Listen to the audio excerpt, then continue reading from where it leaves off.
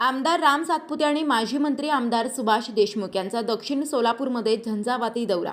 जो राम को लाए हे हम उनको लाएंगे, जय श्रीराम म्हणत नागरिकांनी भाजपा व महायुतीचे उमेदवार आमदार राम सातपुते यांचे गावागावात जंगी स्वागत केले। यत्नाळ येथे गावकऱ्यांनी आमदार राम सातपुते यांना प्रभू श्रीरामचंद्रांची आकर्षक मूर्ती भेट देऊन जणू जन्मताचा कौलच सांगितला।